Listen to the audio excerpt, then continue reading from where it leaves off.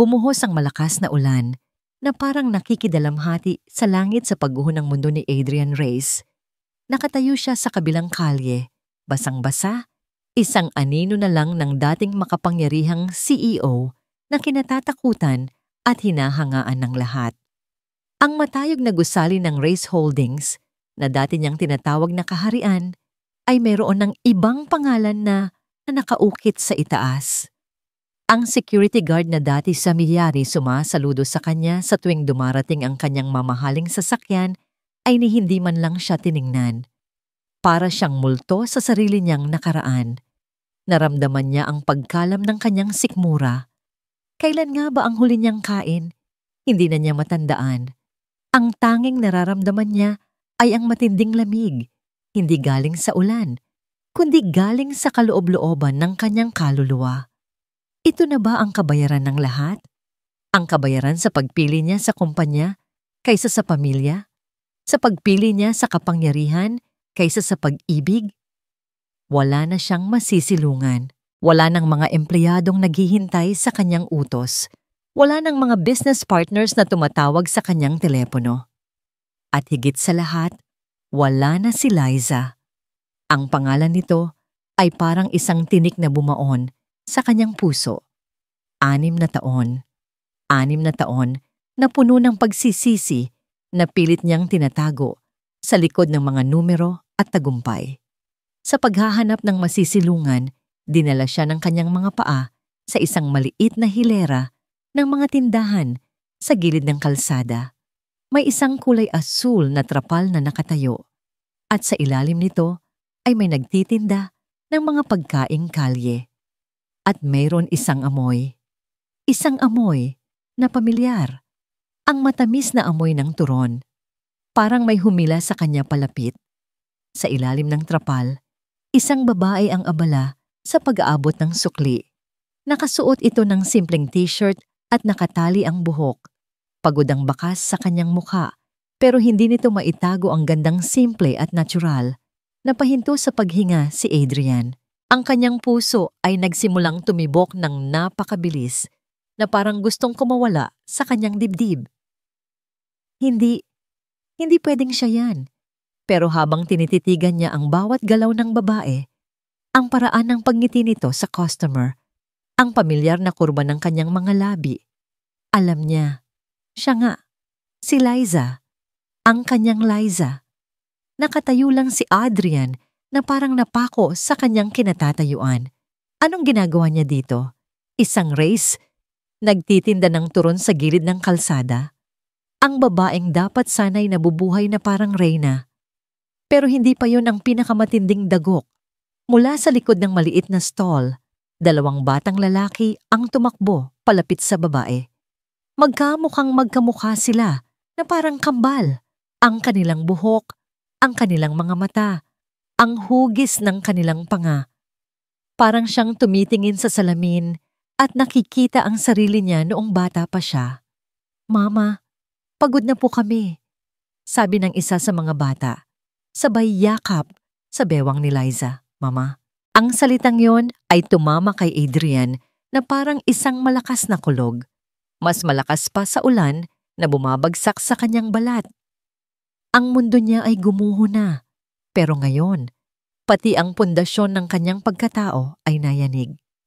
Dahan-dahang nag-angat ng tingin si Liza na para bang naramdaman niya ang mga matang nakatitig sa kanya at nagtama ang kanilang mga mata. Nakita ni Adrian ang lahat sa mga mata ni Liza sa loob lang ng ilang segundo.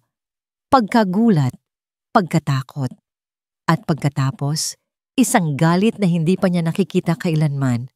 Isang galit na nabuo mula sa 6 na taon ng sakit at pag-iisa. Hindi niya namalayan na tumatawid na pala siya ng kalsada.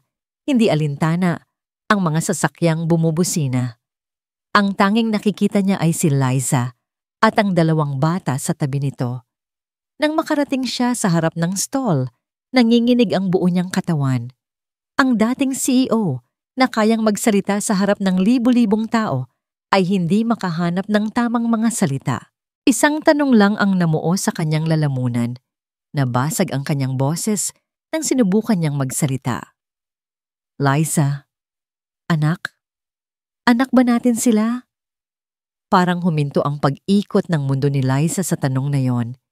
Ang mga salitang binitawan ni Adrian ay parang mabagal na lason na gumapang sa kanyang sistema, pinamanhid ang kanyang buong katawan bago sinaksak ng paulit-ulit ang kanyang puso. Mama, sino po siya? Tanong ni Lucas, ang isa sa kambal, habang kumakapit ng mahigpit sa kanyang palda. Ang inosenteng tanong ng anak niya ang bumalik sa kanya sa realidad.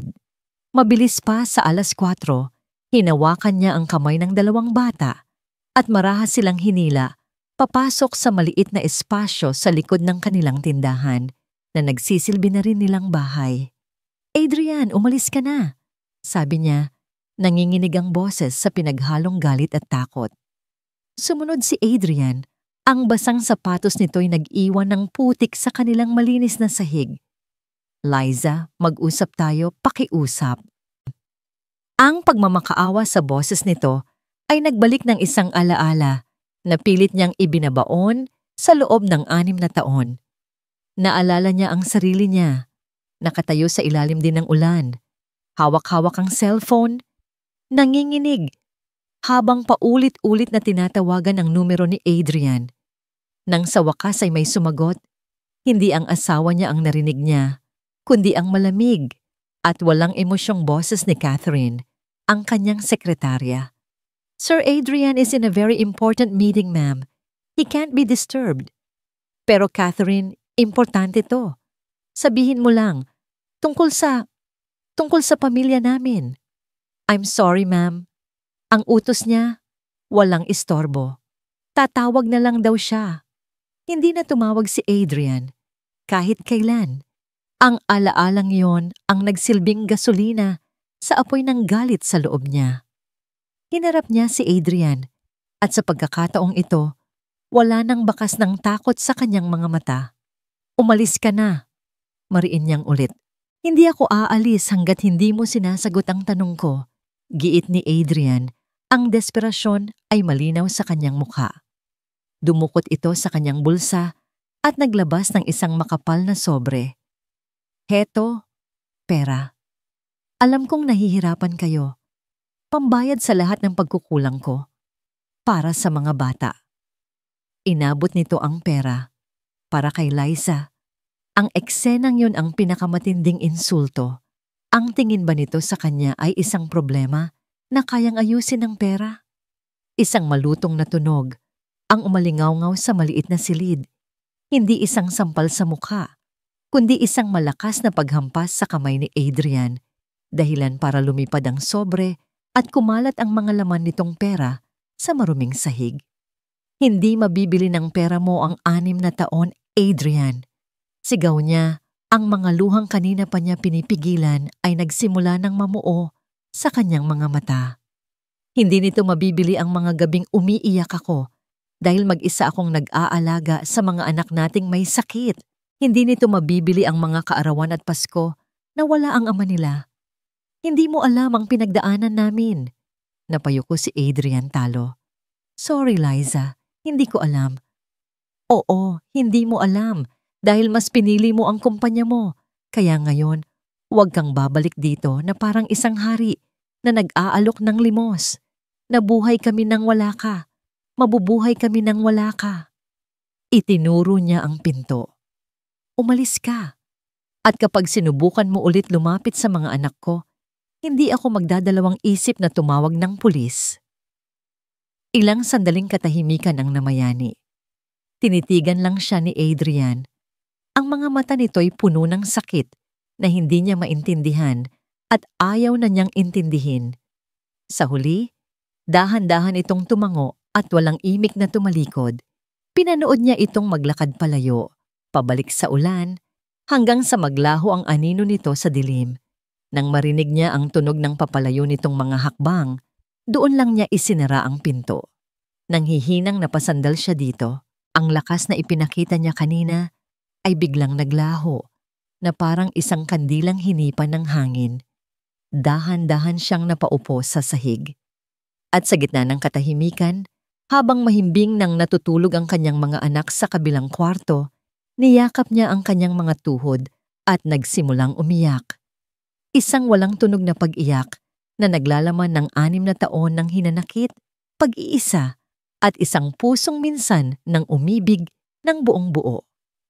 Samantala, sa labas, sa gitna pa rin ng ulan, huminto si Adrian Reyes, basang-basa. Nanginginig, hindi sa lamig, kundi sa galit. Dinukot niya ang kanyang cellphone mula sa bulsa. May isang numero lang sa isip niya. Nang may sumagot sa kabilang linya, hindi na niya pinatapos ang pagbati nito. "Catherine," sabi niya. Ang boses ay mababa at puno ng panganib. "Alam mo ba ang tungkol dito? Alam mo ba na may mga anak ako?" Isang mahabang katahimikan ang sumagot sa tanong ni Adrian. Sa kabilang linya, tanging ang mahinang paghinga ni Catherine ang kanyang naririnig. At pagkatapos, isang pautal-usutal na sagot. "Ano? Mga anak?" Naramdaman ni Adrian ang pag-akyat ng dugo sa kanyang ulo. "Huwag mo akong lokohin, Catherine. 6 na taon kang sekretarya ko. Imposibleng walang nakarating sa'yo. Imposibleng hindi mo alam." Isang malakas na paghikbi ang naririnig niya mula sa kabilang linya na sinundan ng tunog na parang nabitawan ng cellphone. Pagkatapos ng ilang sandali, nagsalita ulit si Catherine, basag na ang boses sa pag-iyak. "Adrian, paano niya nagawa sa'yo to? Ipinagkait niya sa'yo ang sarili mong mga anak? Oh God, Adrian, I'm so sorry. Wala akong alam. Maniwala ka. Ang huling balita ko tungkol sa kanya ay masaya na siya sa probinsya, na may iba na siyang pamilya. Kaya sinabi ko sa'yo na huwag mo nang guluhin pa." Ang bawat salita ni Catherine ay parang isang patak ng lason na dahan-dahang kumakalat sa isipan ni Adrian. Ang galit niya ay unti-unting nalilipat mula sa sarili niya papunta kay Liza. Bakit niya gagawin to? Tanong ni Adrian, mas sa sarili niya kaysa kay Catherine. "Hindi ko alam," sagot ni Catherine. Ang boses ay puno ng pekeng awa. Galit siguro siya. Pera? Baka gusto niyang magdusa ka muna bago siya humingi ng malaking halaga. "Adrian, mag-ingat ka sa kanya. Kailangan mo ng abogado. Tutulungan kita. Nandito lang ako para sa'yo palagi." Pagkatapos ng tawag, naiwan si Adrian na lalong gulong-gulo. Abogado? Pera? Parang hindi si Liza ang tinutukoy ni Catherine. Ang Liza na nakita niya kanina, pagod, simple, pero may dignidad, ay malayong-malayo sa babaeng ganid na ipinipinta ng kanyang dating sekretarya.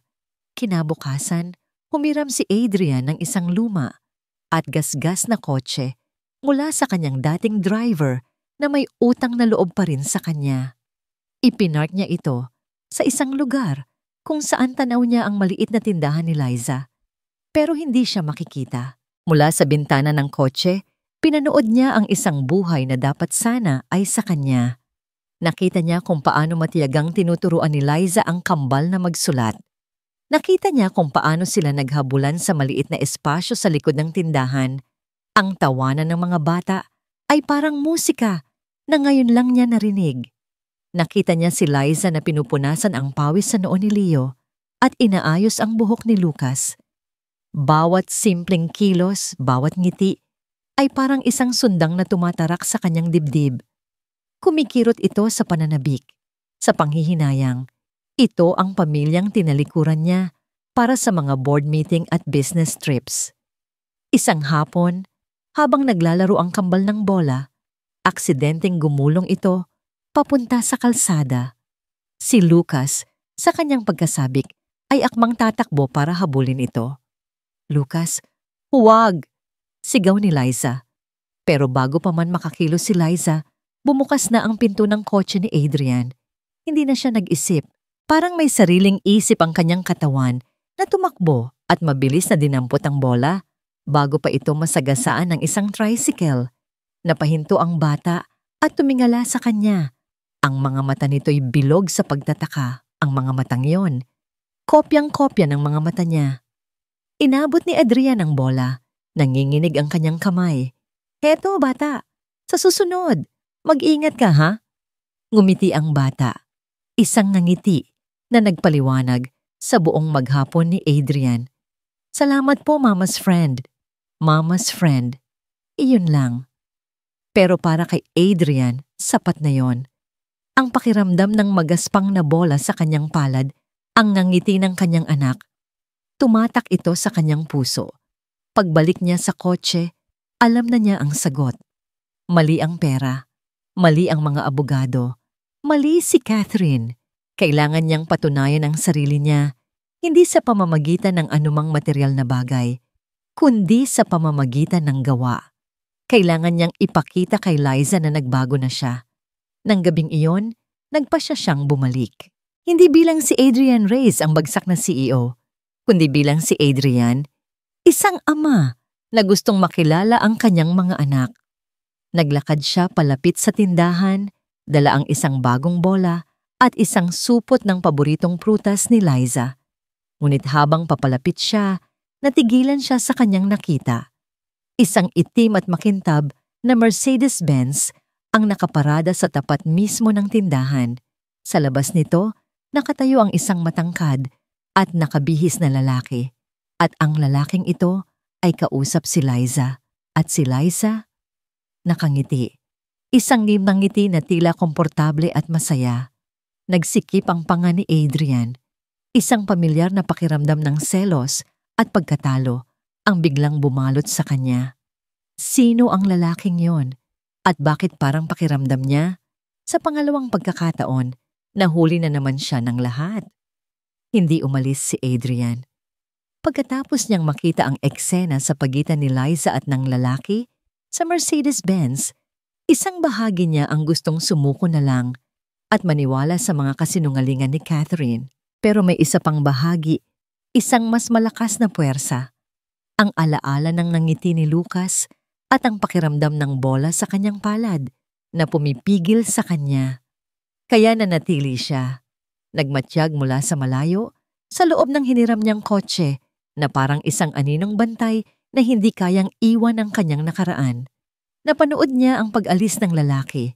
Napanood niya ang unti-unting pagdilim ng kalye. At napanood niya ang pagbuhos ng malakas na ulan. Ilang oras na siyang naroon, nilalamig at gutom. Tinatanong ang sarili kung ano ba talaga ang ginagawa niya. Baliw na ba siya? Umaasa sa isang bagay na matagal nang nawala. Akmang papaandarin na niya ang kotse para umalis nang marinig niya ito. Isang sigaw. Isang sigaw na tumagos sa lakas ng ulan at humiwa sa kanyang kaluluwa.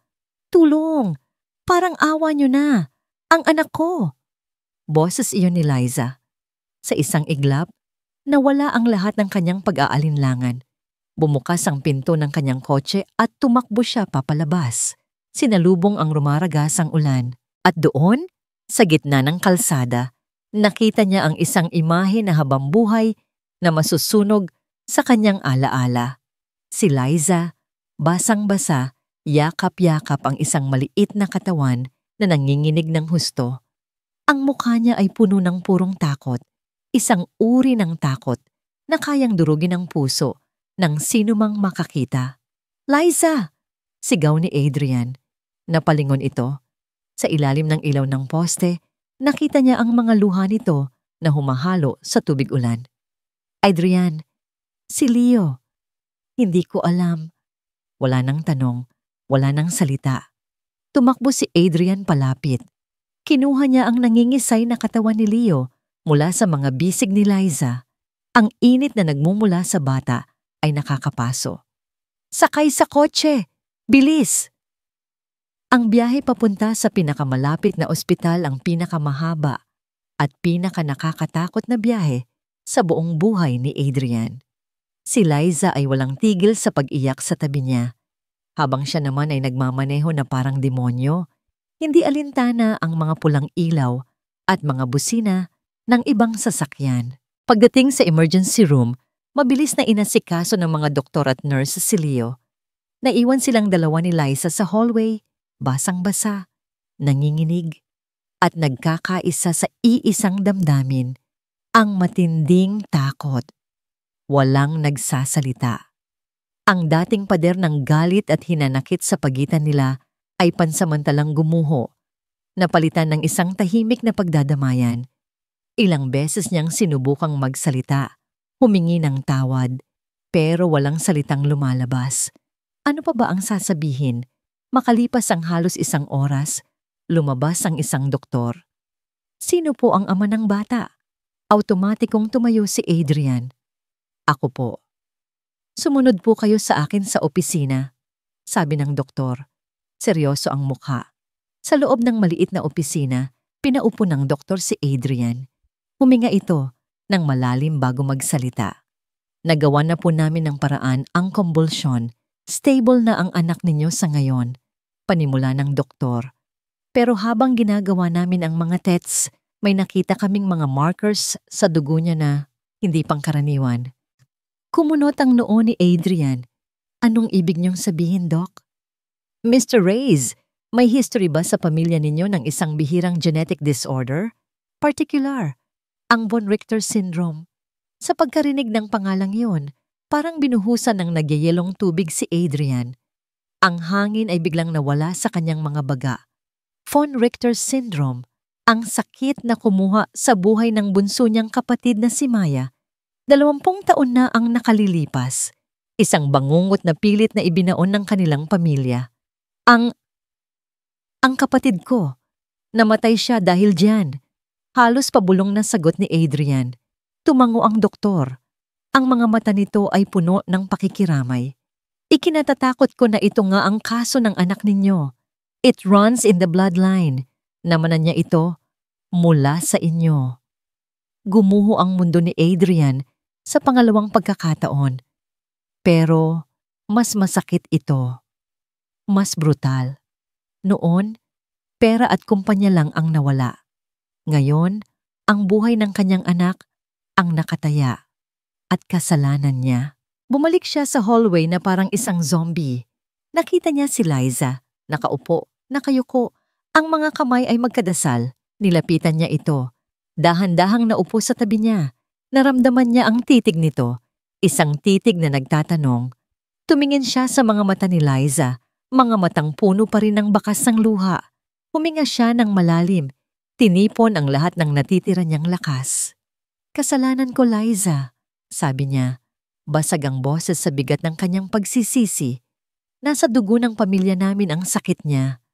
Sa sandaling iyon, ang huling hibla ng galit sa mga mata ni Liza ay napalitan ng isang bagay na mas masakit pa, ang purong pagkalito at kawalan ng pag-asa. At alam ni Adrian, simula sa gabing iyon, magiging magkadugtong na ang kanilang mga tadhana, hindi dahil sa pag-ibig na minsan nilang pinagsaluhan, kundi dahil sa isang lihim na nakatago sa kanilang dugo. Kasalanan ko, Liza. Nasa dugo ng pamilya namin ang sakit niya.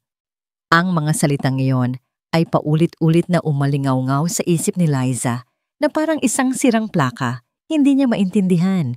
Ang galit na inipon niya para kay Adrian sa loob ng 6 na taon ay biglang naglaho, napalitan ng isang nakabibinging pagkalito. Paanong ang lalaking ito na naging dahilan ng napakarami niyang sakit ng ulo ay siya ring may hawak ng susi sa karamdaman ng kanyang anak? Sinabi ng doktor na kailangan nilang ilipat si Leo sa St. Luke's, isang malaki at pribadong ospital na may sapat na kagamitan para sa ganoong uri ng sakit. Sa pagkarinig pa lang ng pangalan ng ospital, alam na ni Liza na imposible iyon. Ang perang kikitain niya sa pagtitinda ng turon sa loob ng 1 taon ay kulang pa para sa isang gabing pananatili doon. Ako na ang bahala, sabi ni Adrian. Ang boses ay mahina, ngunit desidido. Huwag kang mag-alala. Gusto niyang tumanggi. Gusto niyang isigaw na hindi niya kailangan ng tulong nito. Pero nang tumingin siya sa loob ng kwarto, kung saan nakahiga si Leo, napapalibutan ng mga tubo at aparato, alam niyang wala siyang karapatang pairalin ang kanyang pride. Ito ay para sa buhay ng kanyang anak. Kaya sa unang pagkakataon, sa loob ng 6 na taon, ipinakita niya ang kanyang kahinaan Sa harap ni Adrian Reyes, wala siyang sinabi. Dahan-dahan lang siyang tumango at ang simpleng kilos na yon ay parang isang pagsuko. Ang mga sumunod na araw ay naging malabo at nakakapagod. Nagmistula silang mga multo na gumagala sa puting pasilyo ng St. Luke's. Ang tanging nag-uugnay sa kanila ay ang maliit na batang natutulog sa loob ng isang sterile na kwarto.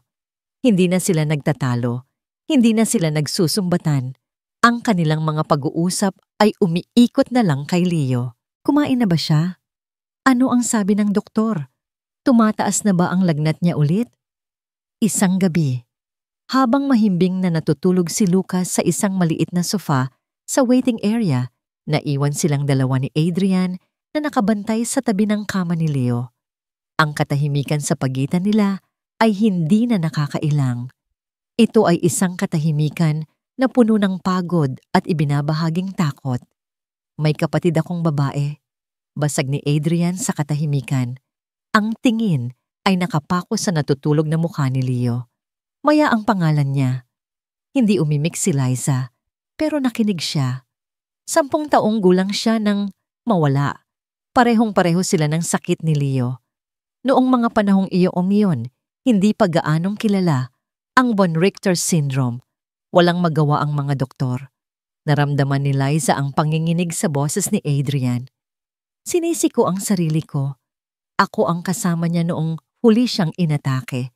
Naglalaro lang kami sa hardin. Akala ko, simpleng hika lang. Kung dinala ko lang siya sa loob, nang mas maaga. Sa unang pagkakataon, nakita ni Liza ang isang Adrian na hindi niya kilala. Hindi ang aroganteng CEO. Hindi ang walang pakialam na asawa. Nakita niya ang isang lalaking may daladalang malalim na sugat mula sa nakaraan. Ang puso niyang matagal nang naging bato ay unti-unting lumambot. Naalala niya ang sarili niyang desperasyon, ang sarili niyang pagsisisi. Sinubukan kong sabihin sa iyo noon, mahinang dugtong niya, ang boses ay halos hangin na lang.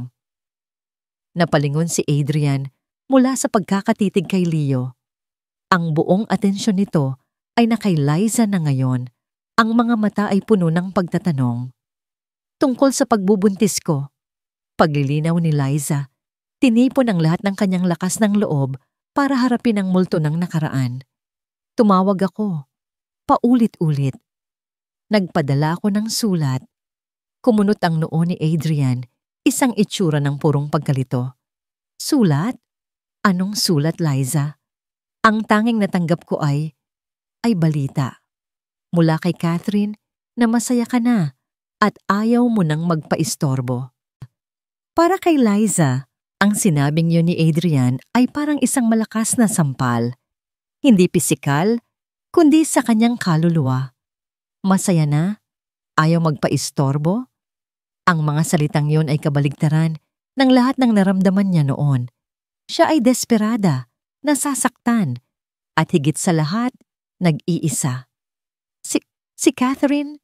Nauutal niyang tanong habang ang mga piraso ng palaisipan ay dahan-dahang nabubuo sa kanyang isipan. Naalala niya ang malamig na boses sa kabilang linya, ang mga palusot, ang mga pangakong hindi natupad. Siya ang laging sumasagot sa telepono. Sabi ni Liza, mas malinaw na ngayon ang lahat. Sabi niya, palagi kang busy, palagi kang nasa meeting, pero nagpadala ako ng sulat sa opisina mo. Registered mail, para siguradong makakarating mismo sa kamay mo. Ang salitang registered mail ang nagpabago sa lahat. Nakita ni Liza ang pagbabago sa ekspresyon ni Adrian mula sa pagkalito, papunta sa pagdududa at nagtapos sa isang dahan-dahang lumalaking sindak. Bilang isang CEO, alam ni Adrian na ang isang registered mail ay hindi basta-basta nawawala. Mayroong listahan, mayroong pruweba kung sino ang tumanggap. Umiling si Adrian, hindi makapaniwala. Wala, Liza. Sumpaman, wala akong natanggap na sulat. Nakatitig lang sila sa isa't isa. 6 na taon ng galit, 6 na taon ng hinanakit, 6 na taon ng pag-aakala na pinabayaan siya ng isa. At sa isang iglap, Sa ilalim ng malamlam na ilaw ng ospital, ang lahat ng yun ay gumuho. Hindi pala sila ang magkaaway. Mayroon palang ibang tao. Isang anino na tahimik na kumilos sa likod nila. Sinisira ang lahat ng hindi nila namamalayan. Isang pangalan lang ang nasa isip nilang pareho. Isang pangalan na ngayon ay may bahid na ng lason at pagtataksil. Catherine. Sa gitna ng mabigat na katahimikang iyon, biglang nagring ang cellphone ni Adrian. Ang tunog ay parang isang bomba na sumabog sa kanilang pagitan.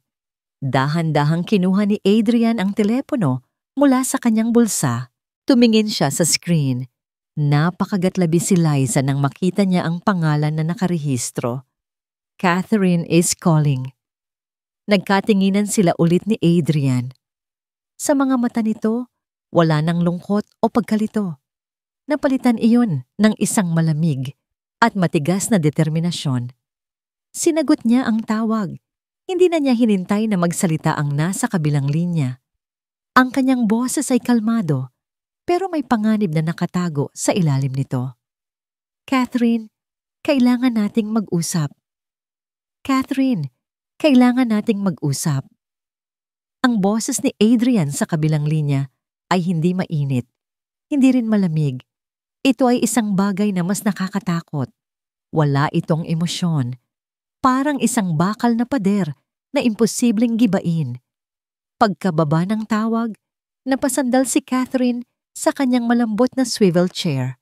Ang kanyang mamahaling opisina na may tanawin ng buong syudad ay biglang parang naging isang kulungan. Game over. Alam niya, naramdaman niya sa tono ng pananalita ni Adrian. Magkasama na sila ni Liza at alam na nila, isang alon ng matinding panik ang bumalot sa kanya.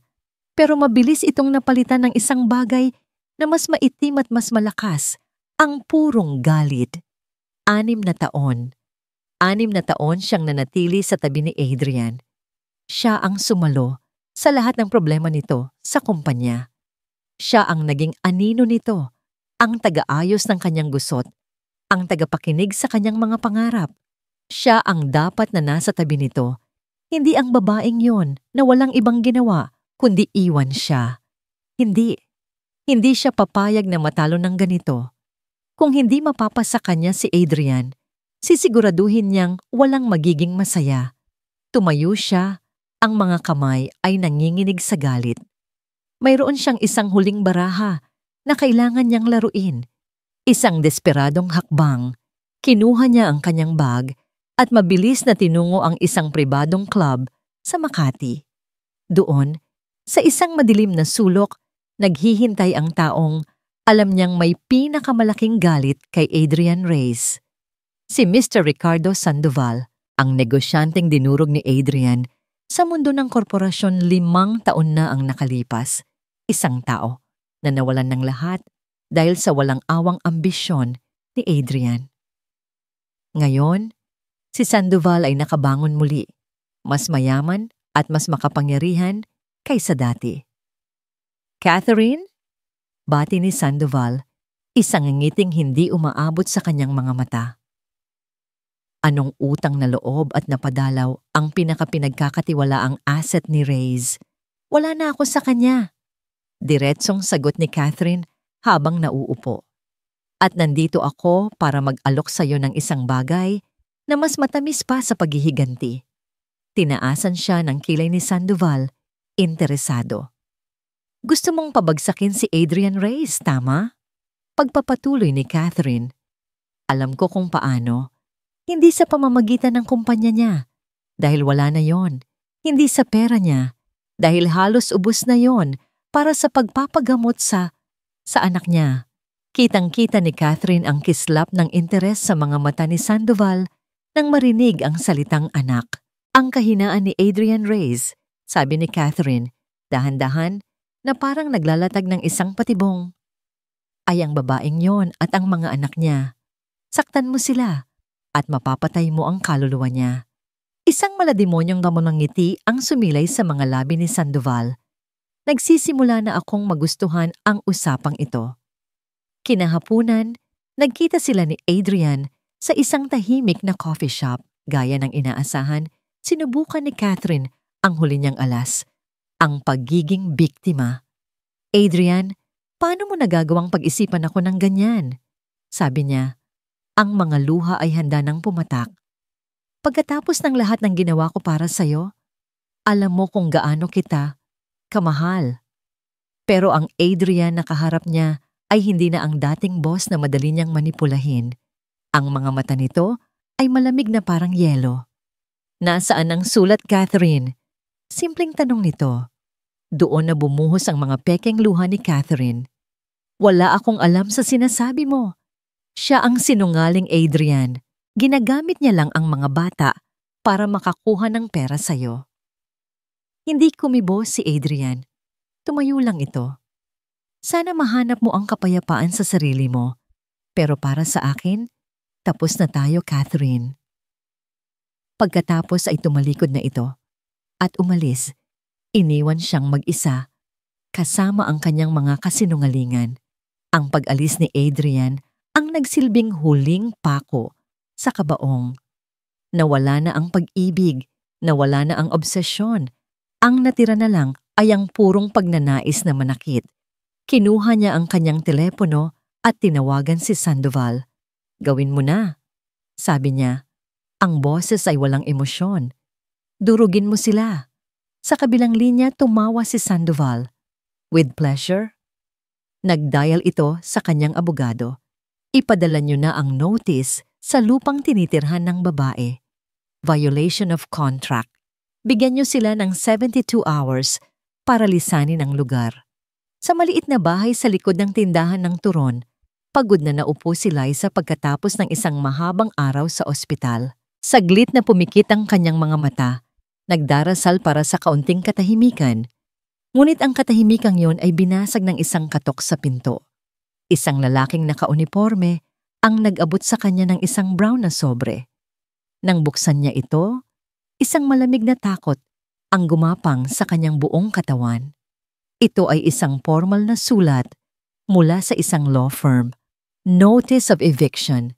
Nakasaad doon na kailangan nilang lisanin ang tinitirhan at tinitindahan nilang lupa sa loob ng 72 oras. Nabitawan ni Liza ang papel.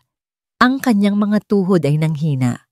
Kasabay ng panganib sa buhay ng kanyang anak, ngayon naman ay mawawalan sila ng tahanan. Pagkaalis sa coffee shop, isang malamig na determinasyon ang nagtulak kay Adrian na bumalik sa ospital. Tapos na ang yugto ni Catherine sa buhay niya. Ngayon, ang tanging mahalaga ay si Liza at ang mga bata. Papasok na sana siya sa waiting area nang makita niya si Liza, nakatayo sa gitna ng pasilyo. Hawak ang isang pirasong papel. Maputla ang kanyang mukha na parang naubusan ng dugo. Nanginginig ang kamay na may hawak sa sulat. Ang kanyang mga mata ay walang buhay. Nakatitig sa kawalan. Liza, anong problema? Tanong ni Adrian. Nilapitan ito. Hindi ito sumagot. Dahan-dahan lang nitong iniabot ang papel. Kinuha ito ni Adrian. Notice of eviction. Ang mga salita ay parang mga suntok sa kanyang sikmura. At sa ibaba ng sulat, nakita niya ang pangalan ng law firm na nagpadala nito. Ang law firm na kumakatawan sa Sandoval Corporation. Sandoval, ang multo ng kanyang nakaraan. Ang taong siya mismo ang nagpabagsak. Si Sandoval, bulong ni Adrian, at si Catherine, magkasabwat sila. Hindi ito isang tanong. Ito ay isang katotohanang kasing sakit ng sampal. Habang siya ay abala sa pagbuo ng kanyang imperyo, hindi niya namalayan na nag-iipon din pala siya ng mga kaaway. At ngayon, lahat sila ay nagbabalik para singilin siya. At ang pamilya niya ang ginagamit nilang pambayad. Akmang hahawakan na niya ang balikat ni Liza para sabihing aayusin niya ito. Nagagawa siya ng paraan nang biglang lumabas ang doktor ni Leo mula sa isang pinto. Ang mukha nito ay mas seryoso kaysa dati. Mr. Reyes, Mrs. Reyes, maaari ko ba kayong makausap saglit? Dinala sila ng doktor sa isang maliit na consultation room. Nagkaroon ng komplikasyon. Diretsong sabi ng doktor. Ang huling blood test ni Leo ay nagpapakita na bumibilis ang pagkasira ng kanyang mga cells. Kailangan na nating isagawa ang bone marrow transplant sa lalong madaling panahon. This is an urgent operation. Gawin niyo, Doc. Gawin niyo ang lahat. Halos magmakaawang sabi ni Liza. Tumango ang doktor. Gagawin namin. Pero kailangan ninyong malaman na ito ay isang napakadelikadong procedure. At ang halaga nito ay napakalaki. Sinabi ng doktor ang halaga. Isang numero na may napakaraming zero sa dulo. Isang halaga na dati ay kaya lang bilhin ni Adrian ng isang mamahaling relo. Ngayon, ang halagang iyon ay parang isang napakataas na pader na imposibleng akyatin. Ibinenta na niya ang lahat ng ari-arian niya. Ang natitira na lang ay ang huling piraso ng kanyang savings na nakatago sa isang bangko para sa emergency. Ito na ang emergency, pero alam niyang kulang pa rin. Kulang na kulang. Magagawa natin ang paraan, sabi ni Adrian, mas para kumbinsihin ang sarili niya kaysa kay Liza. Lumabas siya ng kwarto, iniwan si Liza na kausap pa ang doktor. Kinuha niya ang kanyang cellphone at nilunok ang lahat ng natitira niyang pride. Tinawagan niya ang dati niyang kaibigan, isang negosyanteng tinulungan niyang yumaman. Pasensya na pare, mahina ang negosyo ngayon, sabi nito sa kabilang linya. Tinawagan niya ang dati niyang business partner. Look, Adrian, you're bad for business now. I can't be associated with you. Tinawagan niya ang bangko. I'm sorry, Mr. Reyes. Wala ka nang natitirang credit line. Bawat tawag ay isang sampal. Bawat pagtanggi ay isang pako na ibinabaon sa kanyang kabaong. Ang mundong minsan niyang pinagharian ay tumalikod na sa kanya ng tuluyan. Pagkatapos ng huling tawag, napasandal si Adrian sa pader ng pasilyo. Ang cellphone ay dumulas mula sa kanyang nanginginig na kamay at bumagsak sa sahig. Wala. Wala na siyang pera. Wala na siyang kapangyarihan. Wala na siyang matatakbuhan. Sa harap niya, ang kanyang anak ay nag-aagaw buhay. Sa kanyang likuran, ang kanyang pamilya ay malapit nang mawalan ng tahanan. At siya, wala siyang magawa. Isang tunog ang kumawala sa kanyang lalamunan, hindi isang iyak, kundi isang ungol ng purong pagkabigo. Napaupo siya sa malamig na sahig ng ospital, isinasabunot ang mga kamay sa kanyang buhok. Ito na pala iyon, ang kabuuan ng kanyang pagiging isang lalaki, isang malaking kabiguan. Naramdaman niya ang paglapit ni Liza. Tumayo ito sa kanyang harapan. Hindi galit, hindi nanunumbat. Tanging isang malalim at nakakapanghinang pagod ang nakikita niya sa mga mata nito. Siguro, nagsimulang magsalita si Liza. Ang boses ay mahina at pagod. Hanggang dito na lang talaga tayo, Adrian. Ang mga salitang iyon ang huling dagok. Isang pagsuko. Sa gitna ng kanilang shared na desperasyon, isang tunog ang bumasag sa katahimikan ng gabi. Ang marangyang ugong ng isang mamahaling sasakyan na humihinto sa mismong tapat ng entrance ng ospital. Isang itim na Mercedes-Benz, mas bago at mas mahal kaysa sa kahit anong sasakyang pag-aari niya noon. Bumukas ang pinto sa likod at mula dito, lumabas ang isang babae. Matangkad, elegante, nakasuot ng puti, na may tindig ng kapangyarihan at awtoridad. Ang mukha nito ay pamilyar. Isang mukha na kapareho ng kay Adrian, ngunit mas may edad at mas matigas. Si Isabella Reyes, ang kanyang ina.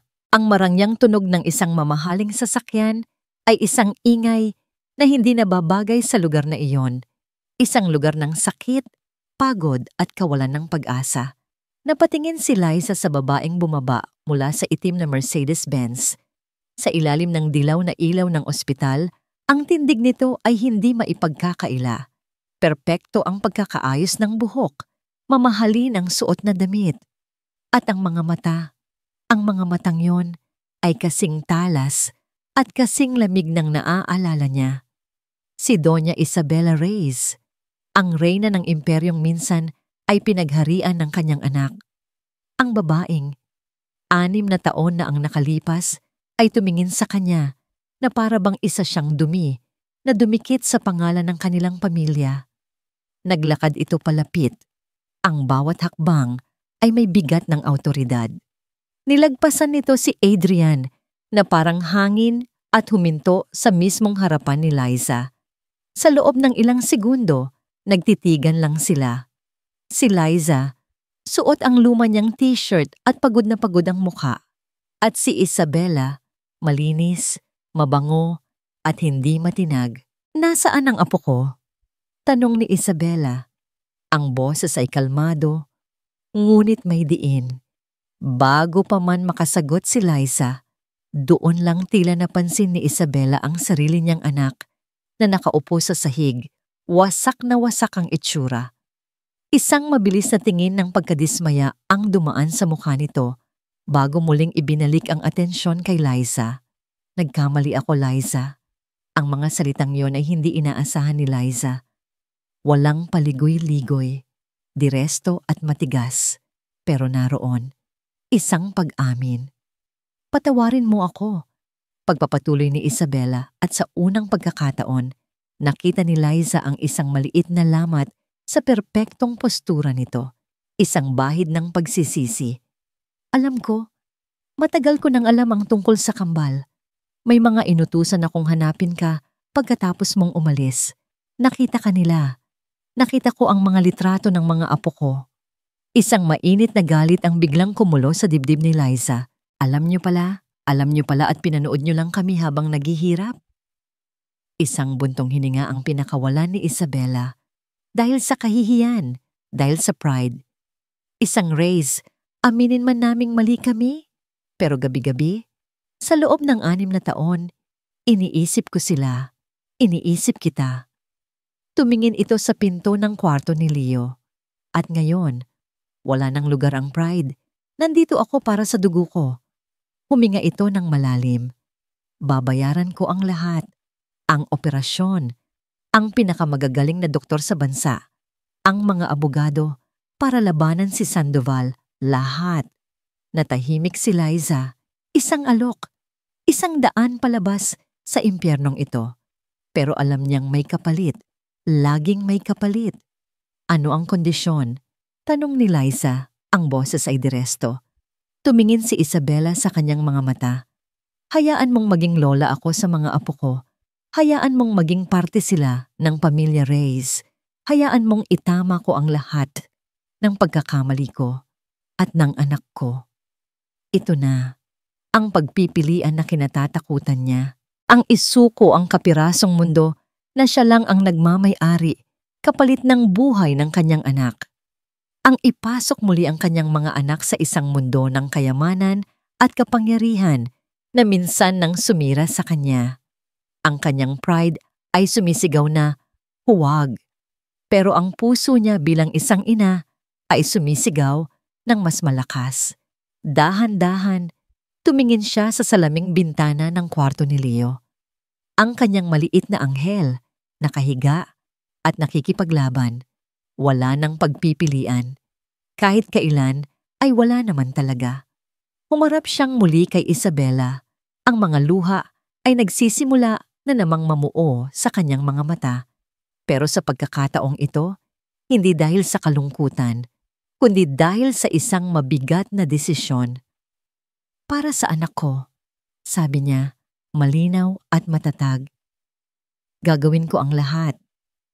Isang bahagyang pagngiti ng tagumpay at ginhawa ang sumilay sa mga labi ni Isabela. Sa isang iglap, ang donya ay naging isang general. Kinuha nito ang telepono, nagdial at nagsimulang magbigay ng mga utos na may awtoridad na matagal nang hindi naririnig ni Adrian. Ilang minuto lang ang lumipas, isang grupo ng mga doktor at nurse ang pumasok sa kwarto ni Leo. Inihahanda na nila ang bata para sa emergency transport papunta sa operating room. Habang tinutulak ang kama ni Leo palabas, hinawakan ni Liza at Adrian ang magkabilang kamay nito. Be strong, anak, bulong ni Liza.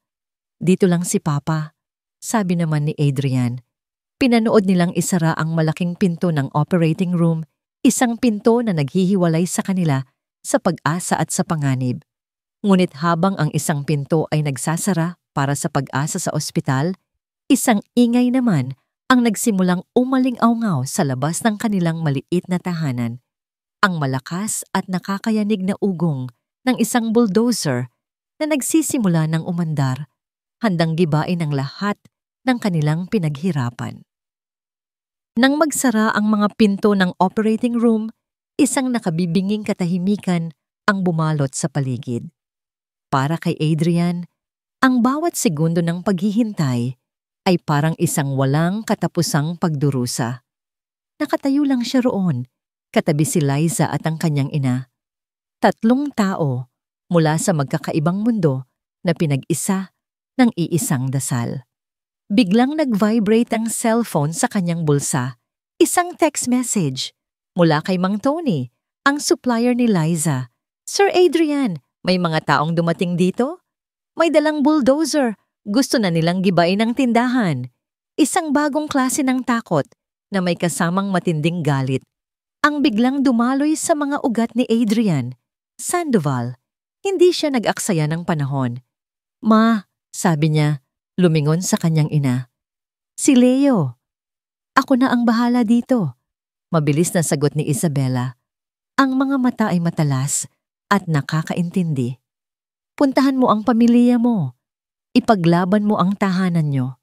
Tumango si Adrian. Humarap siya kay Liza na ang muka ay puno ng bagong pag-aalala. Hinawakan niya ang mga kamay nito. "Babalik ako. Babalik tayo dito." Nang magkakasama, tumakbo si Adrian palabas ng ospital na parang hinahabol ng kamatayan. Ang dating CEO na sanay sa de-aircon na sasakyan at malinis na opisina ay sumakay sa isang taxi. Hindi alintana ang amoy ng usok at ang masikip na trapiko. Ang tanging nasa isip niya ay ang munting tahanan na naging kanlungan ng kanyang mga anak sa loob ng 6 na taon. Pagdating niya sa lugar, ang tanawin ay mas malala pa sa kanyang inaasahan. Isang malaking dilaw na bulldozer ang nakatayo na parang isang halimaw. Ang makina nito'y umuugong at handa ng manakmal. Sa harap nito ay may ilang mga lalaking matitipuno ang katawan, malinaw na mga tauhan ni Sandoval, at sa pagitan ng halimaw at ng mga tauhan nito ay isang maliit na grupo ng mga tao. Ang mga kapitbahay ni Liza, si Aling Nena na nagtitinda ng isda, ang mga tricycle driver na laging umiinom ng kape sa tindahan niya, si Mang Tony na bumaba pa mula sa kanyang delivery van. Nakatayo sila roon, takot, pero hindi umaatras. "Wala kayong karapatang gawin to," sigaw ni Aling Nena. "Nakatira ang mga bata dyan. Umalis na kayo kung ayaw niyong masaktan." Sigaw pabalik ng isa sa mga tauhan. Doon na lumabas si Adrian mula sa taxi. Ang lahat ay napatingin sa kanya. Para sa mga tauhan ni Sandoval, isa lang siyang estranghero. Pero para sa mga kapitbahay ni Liza, siya ang ama ng mga batang kanilang prinoprotektahan. Walang salita. Naglakad si Adrian ng diresto at tumayo sa pinakaharap, sa harap ni Aling Nena, sa harap ng bulldozer. "Kung gusto niyong gibain ang bahay na to," sabi niya, ang boses ay kalmado, ngunit may bigat na hindi pa naririnig ng sinuman mula sa kanya. "Kailangan niyo munang dumaan sa ibabaw ko." Hindi na siya ang CEO, hindi na siya isang Reyes, isa lang siyang ama na pinoprotektahan ang yungib ng kanyang pamilya. Isang sandali ng pag-aalinlangan ang nakita sa mukha ng mga tauhan, pero nag-utos ang kanilang leader at umandar ang makina ng bulldozer. Dahan-dahan itong gumalaw pasulong. Hindi gumalaw si Adrian. Nanatili siyang nakatayo, ang panga ay naninikip, ang mga kamao ay nakakuyom. At pagkatapos, isang kamangha-manghang bagay ang nangyari. Si Mang Tony ay tumabi sa kanya, hinawakan ang kanyang braso. Sumunod si Aling Nena sa kabilang panig. Ang mga tricycle driver, ang iba pang mga tindera, isa-isa silang nagkapit-bisig, bumubuo ng isang pader na gawa sa mga ordinaryong tao. Isang human barricade na puno ng tapang at pagkakaisa. Ang lakas ng komunidad. Ang lakas na hindi kayang bilhin ng pera ni Sandoval. Ngunit bago pa man lalong uminit ang sitwasyon, sunod-sunod na mga van mula sa iba't ibang TV network ang dumating. Mga reporter na may dalang kamera at mikropono ang mabilis na bumaba. Live po tayo mula dito kung saan sinusubukan ng Sandoval Corporation na puwersahang paalisin ang isang pamilyang may anak na kasalukuyang nasa ospital. Sigaw ng isang reporter sa kanyang kamera. Nakita ni Adrian ang gulat at pagkalito sa mukha ng mga tauhan ni Sandoval. Ito ang gawa ng kanyang ina. Isang digmaan na hindi na lang sa lakas, kundi sa mata ng publiko. Sa opisina ng Sandoval Corporation, napanood ni Catherine sa kanyang cellphone ang live feed. Nanlamig ang buo niyang katawan. Ang kanyang plano ay gumuho sa harap mismo ng kanyang mga mata. Kasabay ng pagdating ng media, isang eleganteng itim na kotse ang huminto. Bumaba mula dito ang dalawang lalaking naka-suit and tie. Ang mga abogado ni Isabela Reyes. Hawak namin ang isang temporary restraining order mula sa korte. Sabi ng isa sa mga abogado, iwinawagayway ang isang dokumento. Anumang pagtatangkang gibain ng ari-ariang ito ay maituturing na contempt of court. Itigil niyo ang bulldozer. Checkmate. Walang nagawa ang mga tauhan ni Sandoval kundi ang umatras. Ang ugong ng bulldozer ay humina at tuluyang namatay. Isang sigaw ng tagumpay ang umalingaw-ngaw mula sa munting komunidad. Nagyakapan sila, nagngitian. Sa gitna ng lahat ng iyon, nakatayo si Adrian, nakatingin sa bahay na kanilang nailigtas. Isang ngiti ng pasasalamat ang gumuhit sa kanyang mga labi. Ngunit ang nangiting iyon ay agad na napawi nang muling magring ang kanyang cellphone. Hindi pamilyar ang numero, pero alam niya. Sinagot niya ito. Hello? Mr. Reyes. Isang seryosong boses ang sumagot. Ang boses ng siruhano. Tapos na ang operasyon. Natahimik ang lahat sa paligid ni Adrian. Ang kaninang sigawan ng tagumpay ay napalitan ng isang mabigat na pag-aabang. Hinawakan ni Adrian ang cellphone ng mahigpit. Kumusta? Kumusta po ang anak ko, Doc? Nakatayo si Liza sa labas ng operating room. Ang bawat hibla ng kanyang pagkatao ay nakatutok sa pinto. Naghihintay. Sa tabi niya, si Isabela Reyes. Sa kabila ng kanyang karangyaan, ay hindi maikakaila ang bakas ng pag-aalala sa mukha. Nang marinig niyang papalapit ang tunog ng mga yabag, mabilis siyang lumingon. Ang doktor, ang siruhano, naglalakad palapit. Tinatanggal ang kanyang surgical mask. Huminto ang paghinga ni Liza. Ito na, ang hatol. Ang mukha ng doktor ay pagod, ngunit sa ilalim nito, may isang maliit na kislap sa kanyang mga mata. Isang kislap ng tagumpay. The operation was a success, sabi ng doktor. Mahaba pa ang proseso ng kanyang recovery, but the transplant was accepted by his body. Malakas ang anak ninyo. He's a fighter. Isang malakas na hikbi ang kumawala sa lalamunan ni Liza. Hindi ng sakit, kundi ng purong ginhawa. Ang bigat na ilang linggo na niyang pinapasan ay biglang gumaan. Napaluhod siya sa sahig. Ang mga kamay ay nagtakip sa kanyang mukha, habang ang mga luha ng pasasalamat ay malayang dumaloy. Naramdaman niya ang isang kamay sa kanyang balikat, si Isabela. Sa pagkakataong iyon, hindi ito ang donya na matapobre, kundi isang lola na nagpapasalamat din. Sa gitna ng emosyonal na sandaling iyon, dumating si Adrian, hingal na hingal.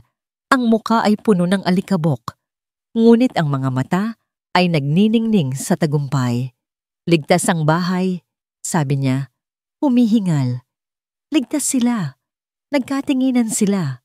Si Liza, si Adrian, si Isabela.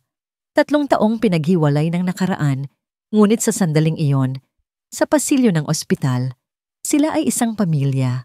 Isang pamilyang nabasag at ngayon ay dahan-dahang binubuo muli.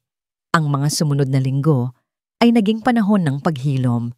Dahan-dahang bumuti ang kalagayan ni Leo. Ang balita tungkol sa ginawang kabayanihan ng komunidad at sa walang awang tangka ng Sandoval Corporation ay kumalat sa media. Dahil sa masamang publisidad at sa mga legal na kasong isinampa ng mga abogado ni Isabela, nagsimulang bumagsak ang imperyo ni Sandoval. Si Catherine, na iniugnay sa iskandalo, ay tinanggal sa trabaho at naharap sa sarili niyang kaso ng corporate espionage. Bigla, ang babaeng minsan ay may hawak ng kapangyarihan sa likod ng trono ay naiwang mag-isa at walang-wala. Isang hapon, habang nagbabantay sila kay Leo na masigla ng nakikipaglaro kay Lucas sa loob ng hospital room, nagkaroon ng pagkakataon si Liza at Adrian na mag-usap ng masinsinan. "Patawarin mo ako, Liza," panimula ni Adrian. Ang boses ay puno ng sinseridad.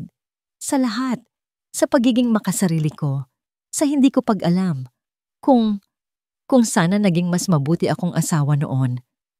Umiling si Liza. "Hindi lang ikaw ang nagkamali, Adrian. Naging matigas din ako. Naging mapagmataas.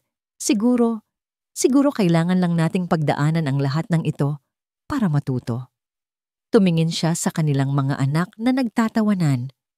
Para sa kanila, kailangan nating matuto. Walang pangako, nang walang hanggang pag-ibig. Walang mga matatamis na salita. Tanging isang tahimik na pag-unawa na bibigyan nila ang isa't isa at ang kanilang pamilya ng isa pang pagkakataon. Nang tuluyan ng makalabas si Leo sa ospital, bumalik sila sa kanilang munting komunidad. Ang dating tindahan ng turon ay nakatayo pa rin, isang simbolo ng kanilang katatagan. "Ano nang plano natin dito?" tanong ni Adrian isang araw habang nakatayo sila sa harap ng bahay. Tumingin si Liza sa paligid, sa mga bata na masayang naglalaro sa kalye, sa mga kapitbahay na bumabati sa kanila. Ang lugar na ito ay naging saksi sa kanyang pagdurusa, ngunit ito rin ang naging saksi sa kanyang lakas. Naalala niya ang isang pangarap na ibinaon na niya sa limot. "Alam mo ba," sabi niya kay Adrian, "ang mama ko, mahilig siyang magbasa. Pangarap niyang magtayo ng isang maliit na library para sa mga bata dito.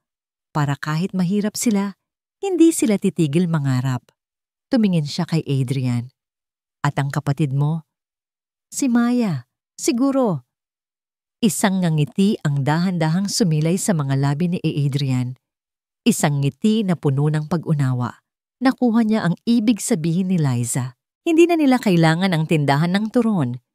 Ang kailangan nila ay isang lugar na magbibigay pag-asa.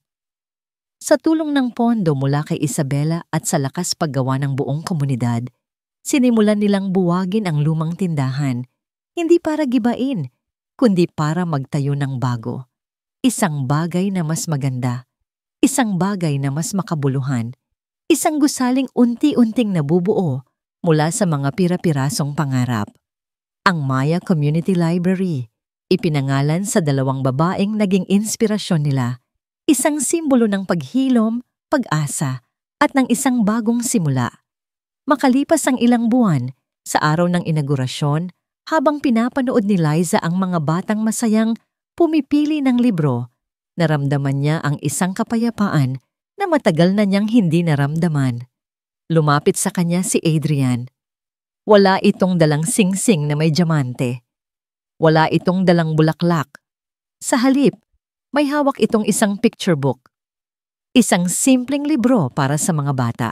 Dahan-dahan itong lumuhod sa harap niya. Sa harap ng lahat, inabot nito ang libro. "Liza," sabi niya. Ang mga mata ay nangingilid sa luha ng kaligayahan. "Gusto mo bang basahin kasama ko ang susunod na kabanata ng buhay natin?" Nakatitig si Liza sa lalaking nakaluhod sa kanyang harapan. Si Adrian, ang kanyang Adrian. Hindi ito ang engranding proposal na pinangarap niya noong dalaga pa siya. Walang magarbong restaurant, walang kumikinang na diamante. Tanging isang lalaking may bakas pa ng alikabok sa pantalon at isang librong pambata na may makulay na pabalat. At para sa kanya, ito ang pinaka-perpektong proposal sa buong mundo. Dahan-dahan, Lumuhod din siya.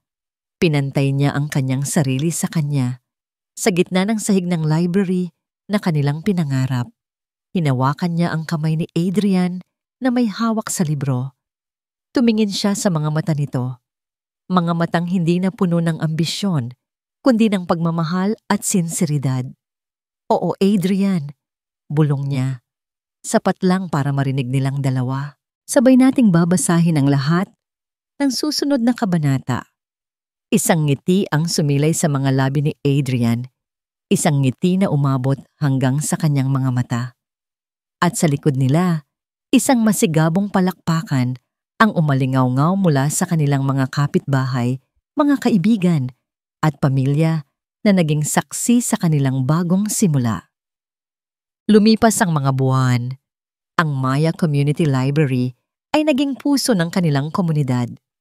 Mula sa bintana ng maliit na kapihan sa tabi nito, pinapanood ni Liza si Adrian. Nakaupo ito sa isang maliit na upuan na halos hindi magkasya sa kanya, napapalibutan ng mga batang sabik na nakikinig sa kanyang kwento.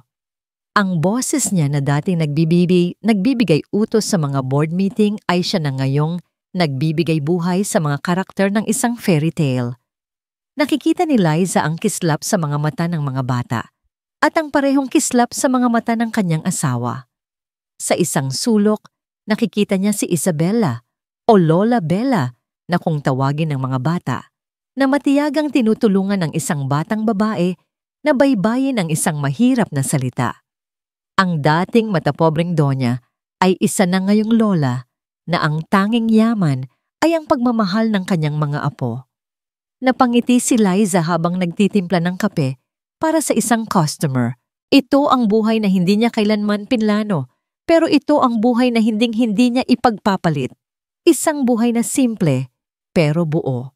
Naramdaman ni Adrian ang mga mata ni Liza na nakatingin sa kanya mula sa kapihan. Nginitian niya ito bago muling ibinalik ang atensyon sa librong kanyang binabasa. Natapos ang kwento sa isang masayang pagwawakas. Nagpalakpakan ang mga bata. Yehey! Ang galing ni Kuya Adrian! Kuya Adrian. Hindi na Sir Adrian. Mas gusto niya ang tawag na yon. Nakita niya sina Leo at Lucas, ang kanyang kambal, na tumatakbo palapit sa kanya. Papa! Basahin mo ulit! Ginulo niya ang buhok ng mga ito. Bukas na ulit mga anak. Gabi na. Isinara niya ang libro. Habang sinusuklian ang mga ngiti ng mga batang nagpapaalam, isang realisasyon ang tumama sa kanya. Dati, ang sukatan niya ng tagumpay ay ang pagpirma sa isang kontratang nagkakahalaga ng milyon-milyon. Ang pakiramdam noon ay panandaliang saya lang. Ngayon, ang pakiramdam na makitang natututong magbasa ang isang bata, ang marinig ang halakhak ng kanyang mga anak. Ito ay isang yaman na hindi kayang tumbasan ng kahit anong halaga. Ngayon lang niya naramdaman na tunay siyang mayaman. Pagsapit ng takip silim, umakyat silang lahat sa rooftop ng library. Hindi ito isang magarbong penthouse, kundi isang simpleng espasyo kung saan tanaw ang paglubog ng araw sa likod ng mga gusali ng syudad. Nakatayo si Adrian, akbay-akbay si Liza. Sa harap nila, naghahabulan sina Leo at Lucas habang si Lola Bella ay masayang nanunood. Isang perpektong larawan ng isang pamilya. Pinanood ni Adrian ang kulay kahel na langit.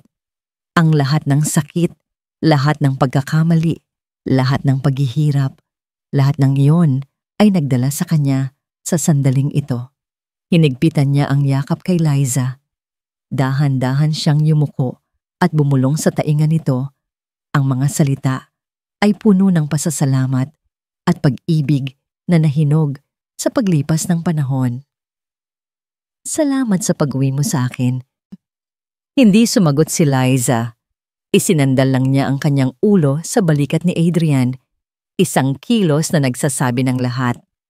Sa kanilang paanan, ang syudad ay nagsimula ng umilaw. Sa kanilang paligid, ang tanging maririnig ay ang malamig na hihip ng hangin at ang walang katapusang tawanan ng kanilang mga anak. Hindi ito ang katapusan, Ito ang kanilang bagong simula. Makalipas ang 1 taon, ang Maya Community Library ay hindi na lamang isang gusali. Ito na ang tibok ng puso ng kanilang lugar. Ang bawat sulok ay puno ng buhay.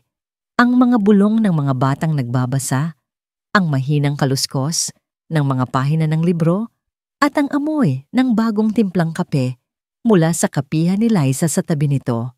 Sa isang maliit na mesa, isang batang babae na nagngangalang Maya, mga 5 taong gulang, ang nakakunot ang noo habang sinusubukang isulat ang kanyang pangalan. "Hindi ko po kaya, Kuya Adrian," sabi nito, malapit nang maiyak. Lumuhod si Adrian sa tabi niya. Ang dating CEO, na sanay sa mga board meeting, ay mas komportable na ngayon sa sahig kasama ng mga bata. Kinuha niya ang kamay ng bata at marahang ginabayan ito. "Kaya mo yan," sabi niya. Ang boses ay malumanay. "Tingnan mo, isang malaking M, tapos A, Y. Ayan na." Maya, tinitigan ng bata ang papel, ang kanyang pangalan, na isinulat niya mismo. Isang malawak na ngiti ang sumilay sa kanyang mukha. "Kaya ko na po. Salamat, Kuya Adrian." Pinanood ni Adrian ang batang tumakbo palayo para ipakita sa ina nito ang kanyang nagawa. Isang pakiramdam ng kaligayahan ang bumalot sa kanya. Isang kaligayahan na mas malaki, mas totoo, at mas tumatagal kaysa sa kahit anong pirma sa kontratang nagkakahalaga ng milyon-milyon. Mula sa kanyang pwesto sa counter ng kapihan, nakita lahat iyon ni Liza. "Iba talaga ang nangiti mo ngayon, Hija," puna ni Aling Nena habang humihigop ng kanyang paboritong kape. "Parang payapa." Ngumiti si Liza, isang ngiti na nagmumula sa kaibuturan ng kanyang puso. Tumingin siya sa labas, kung saan naglalaro sina Leo at Lucas malapit sa kanilang lola, at kay Adrian na abala sa pag-aayos ng mga libro sa estante. "Dahil sa wakas, kumpleto na po kami, Aling Nena," sagot niya. Wala na pong kulang. Sa rocking chair sa reading corner, katatapos lang basahin ni Isabela ang isang kwento para sa kambal. "Isa pa, Lola Bella," sabi ni Lucas. "Lola, ice cream po," sabi naman ni Leo, gamit ang kanyang mga matang kayang magpatunaw ng kahit sinong puso. Isang malambing na tawa ang kumawala kay Isabela. "Sige na nga, pagkatapos ng isang maikling kwento pa, bibili tayo ng paborito niyong ice cream. Pero sikreto lang natin to, ha? Baka magalit ang mama niyo." Kinindatan niya ang kanyang mga apo at sabay na nagtawanan ng 3, mga kasabwat sa isang maliit at matamis na krimen. Nang gabing iyon, sa kanilang paboritong lugar sa rooftop, tahimik na pinanood ni Adrian at Liza ang paglubog ng araw. Isinandal ni Liza ang kanyang ulo sa balikat ni Adrian. Hawak ang kanyang kamay. Ang katahimikan sa pagitan nila ay komportable, puno ng mga salitang hindi na kailangang bigkasin. Iniisip ko minsan, basag ni Liza sa katahimikan, paano kung hindi ka napadaan sa tindahan ng turon nung gabing yon? Hinalikan ni Adrian ang tuktok ng kanyang ulo. Tumingin siya sa malayo, sa mga ilaw ng syudad na nagsisimula ng sumindi. "Siguro, hanggang ngayon, isa pa rin akong basang-basaan na multo. Hinahanap ang daan pa uwi."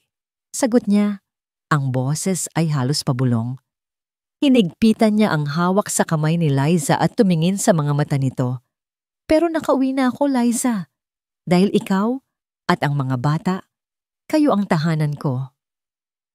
At sa kanilang tahanan na binuo mula sa mga pira-pirasong pangarap at pinatibay ng pag-ibig, ang kwento ay hindi natatapos. Ito ay nagsisimula pa lang, sa bawat bagong araw, sa bawat bagong kabanata.